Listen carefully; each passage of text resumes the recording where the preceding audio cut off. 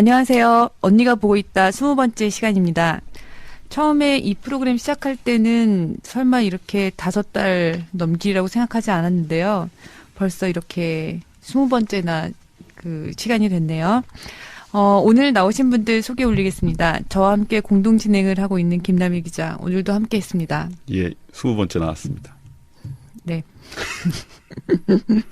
네. 그리고 오늘 특별한 두 분을 모셨는데요. 한 분은 정치부 외교통일팀에서 기자로 일하고 계신 이재훈 박사님 모셨습니다. 오. 예, 안녕하세요.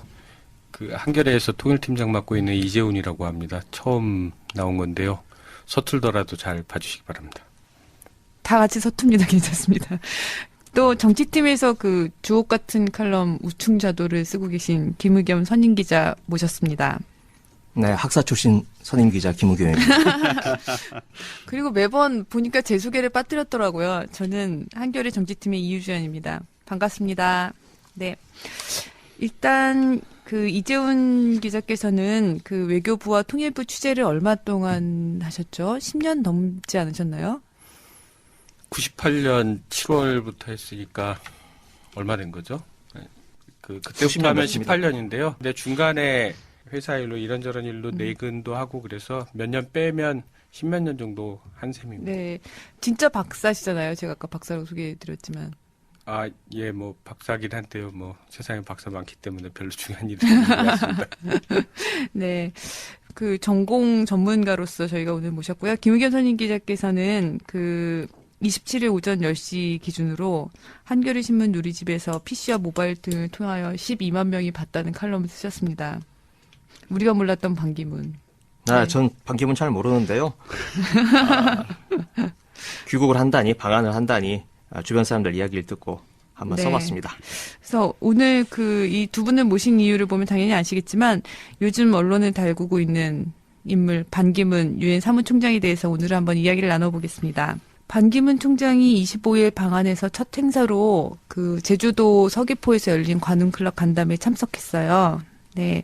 그래서 오자마자 바로 신문 일면, 텔레비전 뉴스 첫 꼭지를 장식했는데요. 화려한 출정식이라고 봐도 될까요?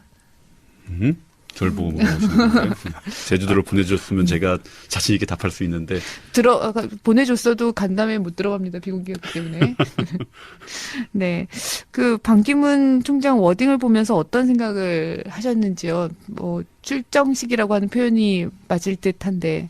저는 정치적으로 봤는데요.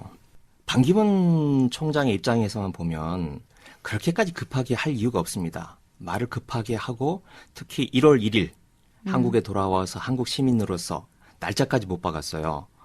그걸 보면 반기문 총장으로서는 대선 후보가 되고자 하는 마음이 굴뚝 같아도 천천히 하는 게 좋죠. 그래서 실제로 주변에서는 12월 31일 총장 퇴임한 이후에 각국에 이임 인사를 하러 좀 돌아다닌 뒤에 3월이나 4월쯤 귀국을 해서 정치판에 뛰어들어라. 이렇게 조언을 한 사람이 많았다 그래요. 그게 반 총장 입장에서 좋습니다. 왜냐하면 1월 1일에 바로 들어오면 경착륙을 하게 되잖아요. 그리고 바로 집중 화살을 받게 되는데 전관 예우 차원에서 한 서너 달 이렇게 폼나게 돌아다니면 훨씬 좋은데 그렇지 않고 날짜까지 못 받고 사실상의 대선 도전을 선언한 건 그만큼 누군가 급한 사람이 있었다는 거죠. 그건 제가 보기에는 박근혜 대통령과 지금의 친박인 거고 오늘 낮에 김의옥 비대위원장 발표가 되지 않았습니까? 네, 새누리당. 네. 김의옥 비대위원장, 검사 출신, 동국대 총장 이런 분으로 지금의 난파 위기에 처해 있는 새누리당을 살릴 수는 없다고 생각을 합니다. 그럼 뭔가 좀 강력한 대선 주자를 앞세워서 지금 원심력이 작용하는 이 집권 세력을 하나로 묶어 세워야 된다라고 하는 어떤 절박성이 박근혜 대통령과 친박은 있는 거고 거기에 반기문 총장이 부응하여 왔다. 그래서 어제 특히 어제 모양도 절묘하잖아요. 박근혜 대통령이 아프리카로 떠난 직후에 비행기 타고 들어와서 박근혜 대통령이 없는 가운데에서 대선 도전을 선언하는 그런 모양새 등을 봐서 이 박근혜 대통령과 친박 세력이 그만큼 지금 다급하고 그만큼 더 반기문 총장을 필요로 한다. 이걸 보여준 게 어제 그 반 총장의 말 아니었을까. 저는 그렇게 받아들였습니다. 이종희 기자께서는 어떻게 보셨어요? 좀 비판적인 시각들도 있던데요. 국제기구의 수장인데 지금 이렇게 임기도 그 7개월 넘게 남겨뒀는데 바로 이런 조급함을 보이는 게 맞았나 그런 시각도 있던데요. 그게 유엔 규정에 따르면 논란이 될 부분이 많이 있죠. 그러니까 유엔 헌장 그리고 헌장에 일단 그렇게 돼 있습니다. 그 유엔이라는 게 여러 나라 정부들 사이의 조정자라고 스스로를 규정하고 있어요. 스스로를 그렇게 규정하고 있고 유엔 사무총장은 유엔의 최고 행정 직원입니다. 리더라는 거죠. 그리고 그렇기 때문에 유엔 사무총장은 국제 공무원으로서 행시를 거기에 어긋나는 행시를 하지 않도록 삼가야지 된다고 유엔 헌장 100조에 규정돼 있거든요. 그리고 이게 약간 추상적이지 않습니까? 헌장이. 네. 근데 유엔이 창설하고 나서 바로 다음에 46년 1월 24일 날 결의를 하나 채택했는데요. 그게 헌장에 나와 있지 않은 유엔 사무총장의 임기, 보수 이런 걸 정한 거예요. 네. 근데 거기에 보면 유엔 사무총장은 직무 보수도 거기 그 결의 안에 있는 내용이에요. 그 보수는 이제 계속 바뀌었죠. 거지? 네. 처음에는 2만 달러라고 규정돼 네. 있었는데 지금은 한 40만 달러까지 되는 거로 많이 지났으니까요. 제가 알기로는 그게 미국 공무원들 같은 직급의 미국 공무원들하고 똑같은 임금을 주는데 더하기 15%까지 할 수 있다라고 규정되어 있다고 합니다. 결의 안에. 네. 네. 아니 결의안이 아니라 현재 보면 네. 유엔 사무총장이라는 직책이 굉장히 독특합니다. 그러니까 뭐냐면 재임 기간에 모든 나라의 리더 또는 모든 정부의 내밀한 정보를 공유하는 측면이 있어요. 그 중재도 해야지 되고 여러 가지 민감한 외교 현안의 중심에서 그걸 조정해야지 되니까 그렇기 때문에 유엔 사무총장은 너무 많은 것을 알고 있다는 거죠. 다른 나라에 대해서. 그러니까 퇴임 직후에 거기가 뭐 몇 년, 뭐 몇 개월 이렇게 명시돼 있지는 않은데 결의안에는 퇴임 직후라고 돼 있습니다. 이미디어틀리라고 돼 있는데 그 동안에는 회원국 정부도 그 바로 퇴임한 유엔 사무총장한테 무슨 직을 맡기지 말아야지 되고 유엔 사무총장은 그거를 삼가야지 된다. 네. 슈드라고 돼 있어요. 그거는 그러니까 반기문 사무총장이 굉장히 많은 것을 알고 있는데 특정 정부의 이해를 위해서. 대변하는 사람이 되면 다른 나라 정부가 상당히 어려움에 처할 수 있고 당혹스러울 수 있다라는 결의안에 그런 표현이 있거든요. 그런 거에 비춰보면 지금 현직 유엔 사무총장이 끼고 7개월이 남았어요. 근데 어제 그 발언은 뭐 국제정치 현안이나 외교 현안이나 인도적 현안이 아니고 한국에서 한국 정치 일정에서 가장 중요한 대통령 선거, 내년 12월 대통령 선거에 네. 대해서 사실상 외교관으로서는 매우 직선적인 표현이라고 할 수 네. 있어요. 외교적 표현으로 따지면 그 정도면. 오늘 아침 신문에 단 한 곳도 예외 없이 그것을 대선 출마 시사라고 네. 해석을 했잖아요. 예. 해석의 여지가 없다는 거죠. 그렇기 때문에 당장은 아니더라도 앞으로 7개월이나 남았고 이 반 총장의 행보를 국내 한국 정치하고 관련해서 해석하는 게 한국에서도 많이 나올 거고 외국에서도 많이 나올 거고요. 그래서 반 총장이 총장직을 수행하는데 부담이 될 수 있다고 생각하고요. 그건 반 총장이 한국인 총장이기 때문에 한국 외교에도 부담이 될 수 있다고 생각합니다. 네. 어제 반기문 총장이 그 관훈클럽 간담회를 하면서 외신 보기도 바쁘다. 한국 소식 브리핑 받는 거 전혀 없다. 이렇게 얘기했지만 우리가 몰랐던 반기문 그 칼럼에 보면 김의겸 기자의 취재분이 좀 다른 것 같아요. 반 총장은 그러니까 어제 그 방한 간담회 훨씬 이전부터도 사실은 그 한국 소식에 굉장히 관심을 기울이고 또 언론 동향에 촉각을 기울였다. 뭐 이렇게 볼 수 있을 것 같은데요.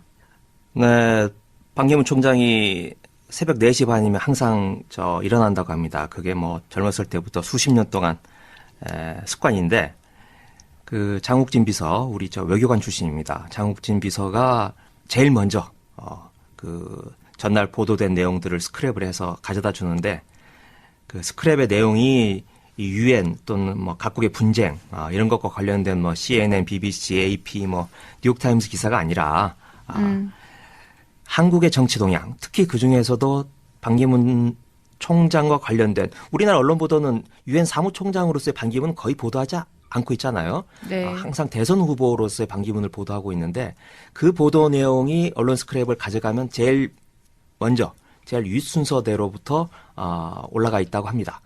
이제 그런 거나 또 이제 반기문 총장을 가장 가까운 거리에서 보좌하는 사람이 김원수 사무차장입니다. 김원수 사무차장이 유엔에 사무총장이 있고 그 밑에 사무차장이 한 10명쯤 있습니다. 우리나라로 치면 대통령과 밑에 있는 장관쯤 되는 격인데 그 사무차장이 또 각 그 자기 그 영역이 있어요. 담당이. 그 중에서도 김원수 사무차장 군축을 담당하고 있는 건데 그 10명 사무차장 중에서 군축 담당이 상당히 서열이 높은 자리입니다. 그런데 김원수 사무차장이 군축 담당하는 부서 내에 여러 나라에서 온 유엔 직원들을 데리고 있겠죠. 근데 그 중에 한국인 출신 직원이 있어요.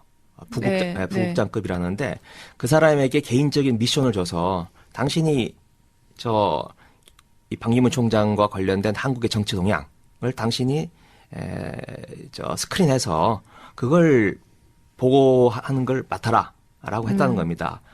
이 사람은 외교관도 아니고 그냥 개별적으로 유엔 직원으로 들어간 사람입니다. 그런데 이 사람의 아버지가 또 반기문 외교관 출신이라 반기문 총장이 아직 초년 외교관이었을 네, 때 이 사람이 네. 고위직 외교관이었다 그래요. 그러니까 뭐 자연스럽게 또 그 일을 맡을 수도 있겠죠. 그런데 이게 이제 원래 군축부서 담당의 직원이니까 전혀 지금 엉뚱한 일을 하고 있는 거고, 그래서 이제 다른 나라 출신들의 유엔 소속된 사람들은 그걸 이제 안 좋게 보고 있는 거죠. 네. 보니까 한국 언론에 대해서 이렇게 신경을 많이 쓰는데 외국 언론에서 이렇게 또 반 총장에 대한 혹평이 잇따르고 있는데 왜 이렇게 물론 뭐 한국에서는 유엔 사무총장으로서의 반기문 총장의 활동과 업적에 대해서 그다지 큰 관심을 보이고 있지 않지만 주목하는 바와 다르지만 왜 이렇게 그 외신에서 보는 것과 반기문 총장의 그런 모습은 좀 다를까요? 반기문 총장 쪽에서는 이게 뭐 서양 언론들의 그 아시아 출신 총장에 대한 뭐 견제나 뭐 질시 이런 거라고 또 뭐 그전에도 해석하는 아시아 그런 경향이 있던데. 출신 총장들은 참 많았잖아요. 아시아 출신 총장이 여럿 있었죠. 그런데 보편적이고 일반적인 설명 이전에 반 총장의 구조적 핸디캡이 하나 있습니다. 한국의 유일한 동맹국이 미국이거든요. 그러니까 대표적인 친미국가로 국제사회에서는 대표적인 친미국가의 직업 외교관 출신이 유엔 사무총장이 됐다는 것 자체가 네. 유엔 사무총장으로서 직을 수행하는데 구조적 한계의 요인이 있습니다. 네. 근데 그걸 이제 반 총장이 넘어서야지 되는데 반 총장이 지난 9년 동안 보여준 행보가. 그런 구조적 한계를 넘어섰다고 할 수 없는 거죠. 반 총장이 어제 관훈클럽 토론회에서 그 머리 발언 30분 동안 유엔 네. 사무총장으로서 한 성과를 굉장히 길게 얘기했고 뭐 한계 같은 거는 이런저런 뭐 문제가 있어서 그랬다 뭐 이런 식으로 말씀을 하셨는데 뭐 반 총장이 그 일을 다 하셨을 거예요 실제로. 그렇긴 한데 어떤 문제가 있냐면 국제사회에서는 강대국들의 이해관계가 첨예하게 부딪히는 뜨거운 외교 현안들이 있거든요. 뭐 예컨대 시리아 문제라든가. 네.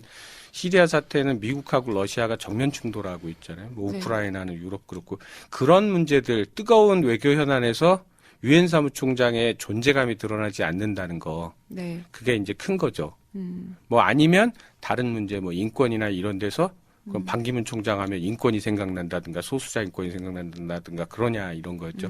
그러니까 프란체스코 교황을 딱 생각하면 소수자, 버림받은 자들, 낮은 곳에 있는 사람들 이런 사람들이 자동적으로 연상되잖아요. 그분이 행보를 그렇게 하는데 반기문 총장 하면은 우리가 뭐 국제 문제에 관심이 좀 덜한 측면도 있지만 우리의 자랑스러운 한국인 유엔 사무총장이라는 거 말고 떠오르는 게 마땅히 없습니다. 바로 직전에 7대 유엔 사무총장을 했던 코피 아난 전 사무총장 같은 경우는 인권 문제에 대해서 유엔의 그 구실을 높였다는 평가를 일반적으로 받고 있거든요. 뭐 여러 가지 비판도 있긴 하지만 반 총장은 상차림은 다양한데 주메뉴가 딱 떠오르는 게 없다. 이게 한정식인지 한정식 맞는 것 같네요. 뭐 한정식인지 아니면 뭐 일식인지 뭔지 이렇게 딱 말하기가 네. 어렵대. 반기문 유엔 사무총장이 이끈 유엔 9년은 뭐다라고 할 때 그 뭐다에 들어갈 단어가 분명하지 않다는 게 문제일 겁니다. 장어덮밥. 그래서 정말 장어 얘기가 자연스럽게 나왔는데 그 외교부 출입하시면서 그 대한민국 외교관으로서의 반기문 어떤 사람이었나요? 기름장어처럼 정말 잘 상황들을 빠져나가고 어려운 질문에도 이렇게 잘 뭉치고 상황을 헤쳐나가고 뭐 이런 것들이 한번 경험이 있으실 것 같은데요. 예, 별명이 기름장어, 기름 바른 장어라고 하는데요. 이건 뭐 이렇게 빈정거리는 것처럼 들리기도 하지만 꼭 그렇지는 않은 게 외교관은 말이 전부예요, 사실은. 그래서 외교관들은 토시까지도 외교적으로 고려해서 하거든요. 그래서 외교관들은 상대적으로 다른 직업을 가진 사람들에 비해서 실언을 하는 경우가 적습니다. 그런데 반기문 총장은 그 중에서도 특히도. 실언을 안 하는 쪽에 속해요. 그래서 기자나 아니면 협상 파트너나 여러 곳에서 덫을 놔도 거기에 걸리는 경우가 별로 없습니다. 그러니까 굉장히 능수능란한 단련된 외교관이라고 할 수 있죠. 그러니까 이건 외교관으로서 장점이기도 하고요. 또 하나는 엄청난 워크홀릭입니다. 일벌레예요. 이게 아마 유엔 사무국에서 갈등의 요인이기도 했을 겁니다. 그러니까 한국식 일벌레라는 게 우리는 일벌레를 좋게 생각하지만 이 글로벌 스탠더드에 비하면 일할 땐 일하고 쉴 때 쉬어야지 되거든요. 근데 이제 반 총장이 이제 노무현 정부 때 외교부 장관을 했는데 1년에 한 3분의 1 정도를 외국으로 돌아다녔어요. 그때 굉장히 왕성했는데 밤새 비행기를 타고 옵니다. 그리고 새벽에 도착해가지고 그냥 외교부로 와요. 근데 밤새 오는 동안 수백 페이지짜리 외교문서 읽고 와서 회의를 소집해서 막 합니다. 그럼 이제 굉장하네요. 그걸 장어덮밥 많이 드시죠? 한국에서 많이 드시는 하듯이 맞는 것 같아. 저 유엔에 가서도 똑같이 하고 있다고 합니다. 그래서 훌륭하신 분인 것 같은데. 그래서 체력이 좋으신 분 같아요. 역대 가장 많이 회의를 하는 사무총장이고 아까 코피 아난 얘기가 좀 나와서 그런데 코피 아난은 아프리카 가나의 부족장 집안 출신 자제입니다. 그리고 프랑스에서 공부를 했고 그러니까 좀 여유가 있는가 봐요. 그래서 어느 나라를 출장을 간다. 그러면 하루 이틀 먼저 가서 푹 쉰 다음에 체력을 축적을 하고 그 다음에 회의 끝나고 다시 뉴욕으로 돌아와서 또 하루 이틀 휴가를 더 갖고 이러니 그게 좀 헐렁한 편이죠. 그리고 회의도 자주 안 하고.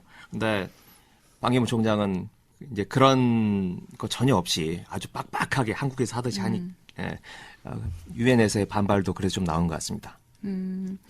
그러면 그 외교관으로서 반기문 총장은 계속 쭉 잘 나갔던 건가요?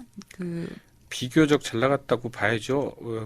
어떻게 되냐면 그 반기문 총장이 노무현 정부 들어서 외교부 장관도 하고 그다음에 유엔 사무총장도 하고 해서 엄청난 커리어를 쌓고 있는데 그 직전에 반기문 총장의 별칭이 반차관이었습니다. 직업이 차관이다 이런 뜻이에요. 네. 보면 90년대 중반부터 차관급을 엄청 오래 합니다. 네. 엄청 오래 해서 그 차관이라는 별명이 달렸는데 이걸 이제 뒤집어서 말하면 어떤 게 있냐면 그러니까 카리스마가 강하지 않고 튀지 않으나 업무 능력, 실무적인 업무 능력이 굉장히 뛰어나다라고 평가할 수 있습니다. 그러니까 한국 외교가 만들어낼 수 있는 상당히 우수한 작품 중에 하나라고 할 수 있어요. 그런데 그러니까 반기문 장관 하면 강한 칼라와 카리스마가 느껴지진 않는다는 그렇죠. 측면이 있는 거죠.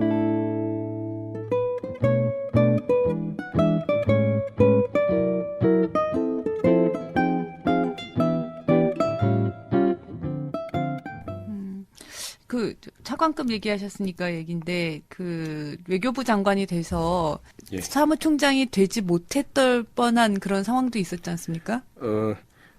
반기문 총장이 2004년 1월부터 2006년 11월까지 외교부 장관을 했습니다. 33대 외교부 장관을 했는데 꽤 오래 한 셈이죠.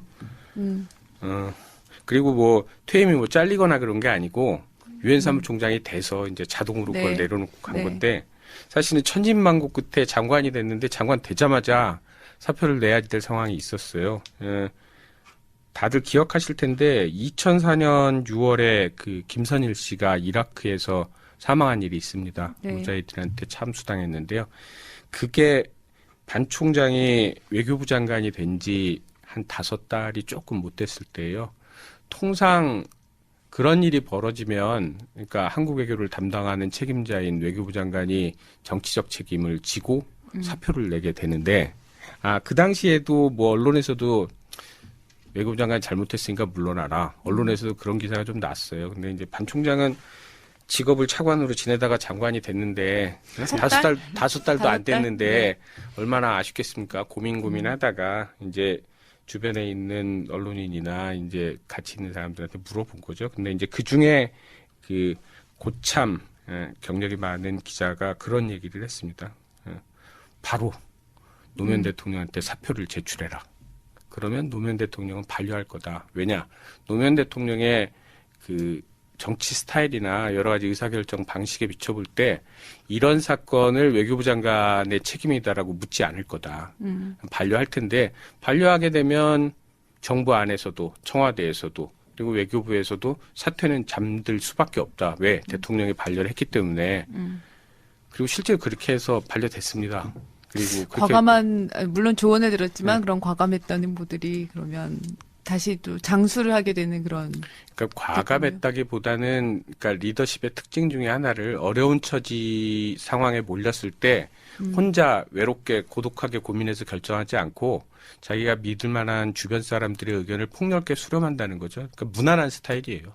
지금도 그러면은 그런 주변에서 조언을 해주고 이런 사람들이 또 있겠네요. 그런 그룹들이. 예, 그렇죠. 주로 외교관들인가요, 그러면? 하지만 네. 이런 국내 정치와 관련된 일들은 또 다른 워싱턴 특파원 출신의 기자들에게 반 물어보고. 총장의 커리어를 보면요. 70년 2월에 외무고시 3기로 외교관이 됩니다. 그리고 2006년 11월에 이제 한국 공무원직을 36년 동안. 그만두죠. 36년 했죠. 네. 2006년부터 지금까지 9년 넘게 국제공무원을 네. 했습니다. 그러니까 거의 50년 가까이 외교관으로 지낸 거예요. 네. 그러니까 외교관 말고 다른 커리어가 없죠. 그러니까 지금 언론이나 뭐 이런 데서 대선과 관련해서 언급되는 최측근, 측근 그룹이라는 게 좀 전에 이제 김희겸 선임 기자도 지적했듯이 대부분 그 외교부와 관계된 풀입니다. 외교관 그룹이고요. 지금 언급되지 않지만 반 총장이 언론과 관계가 굉장히 원만합니다. 이분이 생긴 거는 되게 범생이처럼 생겼는데 엄청 웃긴 사람이에요. 유머러스예요. 실제로도 웃겨요. 연출된 모습들이 아니라. 실제로 굉장히 그 입담이 좋아서요. 아재 개구리 그러니까 반 총장이 앉아 있는 테이블은 끊임없이 웃고 분위기가 상당히 좋습니다. 외교 의전 때문에 대체로 외교 행사는 뻑뻑한데 네. 반 총장은 끊임없이 낮은 목소리로 사람들을 즐겁게 해줍니다. 충청도 유머를 구사하시는 건가요? 뭐 그러면? 여러 가지가 있어요. 굉장히 박학다식합니다. 그래서 어떤 이야기를 하더라도 단조롭지 않고 이것저것 소재를 많이 끌어다가 이야기를 해줘요. 그런데 기자 입장에서 보면 그게 재밌긴 한데 얘기는 기사를 안 되는. 쓰기에는 아무런 거리가 안 된다는 그런 장점이 있는 거죠. 즐거우면서 기사를 저도 안 주는. 반 총장하고 뭐 청와대 출입할 때 인연이 좀 있는데 노무현 대통령이 정상회의를 끝나고 나면 반 총장이 그 당시에는 뭐 외교안보 수석 또는 뭐 외교부 장관으로서 기자들한테 브리핑을 해줍니다. 브리핑을 해주고 질의응답을 받고 그리고 뭐 즐거운 분위기로 하는데 저는 이제 굉장히 좀 긴장된 상태에서 그걸 막 한 30분 막 받아쳐요. 계속 기사를 쓰려고. 근데 막상 끝나고 나서 그 30분 동안 저 팔 빠지게 쳤던 내용들을 다시 곱씹어봐도 한 줄도 기사가 안 되는 그런 놀라운 재주를 가지고 계신 분입니다. 근데 이게 언니팟 듣는 청취자들 가운데는 아마 저 반기문 총장이 외교관 시절에 DJ 외교 사찰을 했다라는 의혹에 대해 가장 꽂혀게 있을 텐데 그게 문제가 안 된다라고 저 이재훈 선배는 지금 그걸 문제 삼는 거는 잘못이다라고 또 말씀하셨는데 잘못이라기보다는요. 그러니까 그 문제 삼으려면 삼을 수도 있겠죠. 그런데 이를테면 그거를 굉장히 비판적으로 보시는 분들은 그러니까 반기문 참사관 당시 참사관이었는데 반기문 참사관이 미국에서 김대중 감시 여기 아니었냐라는 의혹을 갖고 있는 거죠. 그런데 이제 그거는 사실은 아니고요. 외교관들은 일정한 직을 수행하면 젊을 때 2년 정도 해외 연수를 합니다. 그게 이제 자기 외교관으로서는 이제 여러 가지 언어도 해야지 되고 그러니까 근데 그 당시에는 이제 미국 연수를 많이 가죠. 지금도 그렇긴 한데 그때 더 했어요. 왜 그러냐면 한국 외교라는 게 대미 외교 말고는 거의 없었기 때문에 그 당시에 반기문 외무부 참사관이 제가 지금 학교 이름이 정확하게 기억이 안 나요. 스탠포드 케네디- 케네디 스쿨. 네, 하버드대 스쿨에서. 케네디 스쿨에 있었죠. 거기 연수를 했는데 반 참사관이 공부를 배운 그 학교의 지도 교수가 김대중 구명운동 그 서명을 주도한 분이에요. 그러니까 알게 된 거죠. 알게 된 거고 연수생 신분이긴 하지만 현직 외교관이니까 본부에 보고를 한 거예요. 이런 일이 있다고. 근데 이제 그 본부에서는 그게 중요한 정보니까 뭐 대책도 세우고 그랬을 거 아닙니까? 김대중 대통령 못 들어오게 하려고 했을 때니까 그게 이제 외교문서로 공개된 거죠. 그러니까 뒤집어서 두 가지 생각을 할 수 있습니다. 외교문서를 공개할 때 민감한 것들이 다 삭제되고 공개돼요. 그래서 한국 외교부가 공개하는 외교문서는 아주 파괴력이 높은 내용이 별로 없거든요. 네. 근데 이제 그 문서가 공개됐어요. 현직 유엔 사무총장인데. 아주 삐딱하게 음모론적으로 생각하면 어떤 분이 반기문 유엔 사무총장이 대통령 선거 나올지도 모르니까 못 나오게 하려고 꽃을 뿌렸다라고 생각할 수 있지만 일반적으로 판단하자면 그 문서 자체가 그렇게 휘발성이 강하지 않다고 그 사람들이 판단했을 가능성이 있는 거죠. 그러니까 따질 수는 있는데 따질 수도 있고 그게 아마 반기문 총장이 대선 레이스에 실제로 뛰어들게 되면 그게 뭐 무슨 후보간 토론에서 질문에는 분명히 제가 보기엔 나올 것 논란이 같은데 되겠죠. 네. 고춧가루 일부러 뿌렸다에 확 꽂히는 막 느낌도 있고. 고춧가루라기보다는 저 야당 쪽으로 못 가게 막는 그런 역할을 한다고 하지 않을까요? 반반 여당도 아니고 야당도 아닌 이 훨씬 상황에서 더 가르마를 고차원적이네요. 타주는. 네. 아, 지금 그런 음모론이 많이 퍼져 있습니다. 그러니까 맥락상 김대중 담당은 아니었었던 거고 알게 돼서 이렇게 보고한 건데 그거가 적절했냐 적절하지 않았느냐는 그렇죠. 그걸 사람들에 가지고, 따라서 네. 조금씩 다르게 판단할 수 있을 것 무슨 같습니다. 막 저 혈기 넘치는 그런 사람을 요구한다면 그럴 수 있는데 정상적인 평범한 공무원이라면 자기가 알게 된 국가 기밀 사항을 보고하는 게 극히 정상적으로 봐야겠죠. 요즘 같으면 바로 뭐 페북에 올리겠죠. DJ 왔어 우리 학교에 막 이러면서. 어떨까요? 이제 외교관으로서의 그 반기문은 그 기름장어 반기문, 능력 있는 반기문, 정치인으로서의 반기문은 어떨까요? 이 45년 이상 외교관으로서 보내고 새로운 직업으로서 정치인을 택한다면 그 정치에 또 걸맞는 어떤 모험심이라든가 결단력 뭐 이런 것들을 또 보여줄 수 있을까요? 어떻게 보시나요? 정치를 한다면 반기문의 정치는 어떤 정치가 될까요? 반기문 총장이 외교관으로서의 견해, 비전, 그러니까 뭐 한국 외교, 그다음에 이제 국제 현안에 대한 견해 말고 다른 것에 대해서 발언할 기회가 거의 없었고 검증된 바도 없습니다. 그러니까 정치 지도자가 되더라도 국제 현안이나 한국 외교에 대해서는 워낙 오랫동안 했으니까 식견이 있겠지만 대통령은 외교만 하는 사람이 아니잖아요. 네. 뭐 경제도 있고 여러 가지가 많은데 거기에 대해서 반기문이라는 사회인이 어떤 견해를 갖고 있는지가 지금 드러난 바가 없고요. 그 다음에 그 대통령 선거 이런 걸 얘기하자면 매우 강력한 권력 의지와 결단력, 그걸 뭐 모험심이라고 말할 수도 있고, 그러니까 전부 아니면 아무것도 아닌 그런 수준의 걸겠다는 그런 것들. 인생을 거는 뭐 도박이라고 할 수도 있고 결단이라고도 할 수도 있는데 일반적으로 직업 관료로 단련된 분들은 그런 결단을 잘 하지 않습니다. 공무원스럽다는 그 소원이 있듯이 더군다나 그 반기문 총장은 한국 외교관 중에서도 유능하나 무난한 칼라가 강하지 않은 그런 거로 유명하죠. 그런 점에 비춰보면 당사자의 의지 또는 바람하고 무관하게 실제로 대선 후보가 될 수 있느냐에 대해서는 뭐 아직은 그리고 뭐 여러 가지로 정치 정세도 그렇고 스스로도 극복해야지 될 과제가 많을 것 같고요.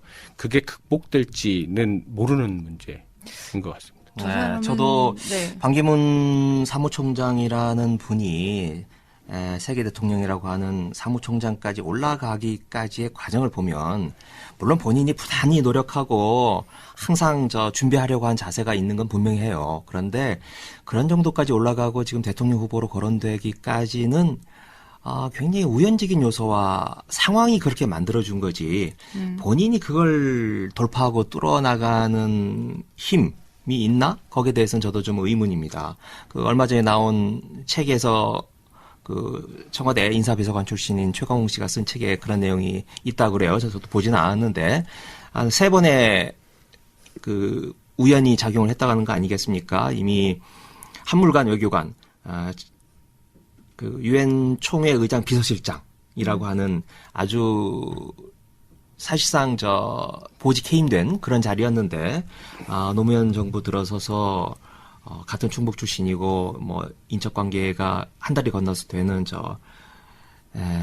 유인태 수석의 발탁, 그 다음에 또 윤영관 장관의 낙마로 또 장관이 되고 또 세 번째로 홍석현 중앙일보 사장의 또 낙마로 또 사무총장이 되는 그런 여러 가지 과정들을 보면 이분이 스스로 그걸 만들어낸 게 아니고 그런 상황과 조류에 얹혀서 여기까지 오게 됐는데 내년 1월 1일 당장 지금 저희들이 들리는 이야기가 지금 1남 2년대 아들이 군대를 안 갔다 그래요. 그 병역 문제 또 뭐 딸이 둘이 있는데 그 딸 하나가 유니세프 직원이라는 거죠. 뭐 여러 가지 지금 이야기들이 들리는데 그런 문제에 막상 부딪혔을 때 얼마나 견뎌낼지 거기에 대해서는 저도 의문이 듭니다. 근데 진짜 그 친박과 대통령은 반기문을 선택한 건 맞는 거죠? 맞는 거예요? 저요? 제 석사 중퇴인 제가. 근데 지금 약간씩 결은 달라요. 어쨌든 무슨 이게 반 총장이 뭐 정말 여당 대선 주자 뭐 나서겠다고 했을 때 이 양반을 추대하거나 옹립할 수는 없는 거 아니에요. 어쨌든 당에서는 경선이라는 과정을 거쳐야 될 것이고 당장 지금 마땅한 대선 주자들이 지금 기근 상태에 들어가서 아직 좀 있던 싹도 좀 흐물흐물해진 건 맞는데 어쨌든 뭔가 누구든지 나와서 경선을 치러야 될 것이고요. 근데 그 과정에서 방금 말씀하셨던 것처럼 여러 검증이나 이런 돌발 변수에 과연 얼마나 이 슬기롭고 순발력 있게 대처할 수 있는지 인내심을 가지고 그거는 사실 당내에서도 지금 친박계나 충청 지역 의원들도 반 총장은 제발 와서 어쨌든 이 축 처진 당의 어떤 흥행 요소 흥행 카드로 잘 될 되는 거죠. 그러니 무조건 환영입니다. 근데 그럼에도 불구하고 근데 다만 경선 과정을 거쳐야 될 것이고 또 지금 일단 벌써 한 내년에 했으면 됐을 어떤 사실상의 대선 출마 선언을 지금 시점에 하면서 야당이나 이제 언론 당장 언론들도 지금 뉴욕에 어디 경찰 기자본에서 술집 뒤져야 되나 뭐 이런 말이 나올 정도로 이제 벌써 검증을 해야 되는 이런 상황이 지금 이루어졌는데 그게 한 6개월 땡겨진 거지요. 그러니까 이런 경우에 나오는 수많은 여러 이야기들을 어떻게 좀 반 총장이 대응할 수 있나. 이걸 봤을 때 그 청와대나 친박이나 아마 어쨌든 그 권력을 누가 뭐 생판 모르는 누구한테 주고 싶겠어요. 일단 자기네들이 가져가는 게 상수인데 다만 그 과정에서 이른바 불쏘시개나 여러 흥행 카드, 뭐 쇼윈도우, 뭐 이런 기능으로 하는 게 아닐까 사실은 그건 뭐 대놓고 말은 못하죠. 근데 그런 걸로 생각되지 않을까요?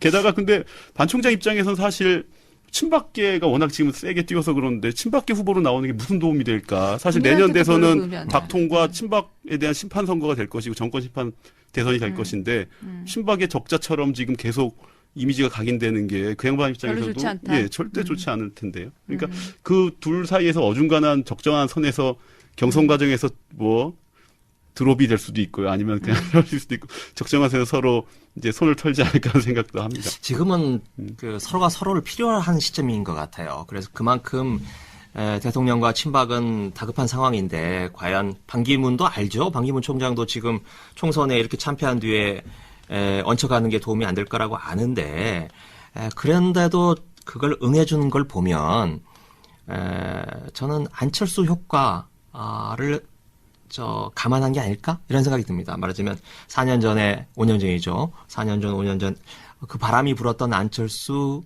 후보가 조직이 없어서 진심 캠프 하나밖에 없었던 달랑 그 상황이 결국 출마를 하지 못하게 됐다. 그렇다면 비슷한 어떤 국민적 대중적 지지가 있다 할지라도 자기 조직이 없는 반기문 총장으로서는 친박을 보였다. 필요로 네. 한다. 네. 그래서 뭐 지금 여러 가지 시나리오가 나오지 않습니까? 말하자면 중간지대에 먼저 반기문 총장이 자기가 먼저 세력을 구축한 뒤에 친박을 끌어들인다든지 하는.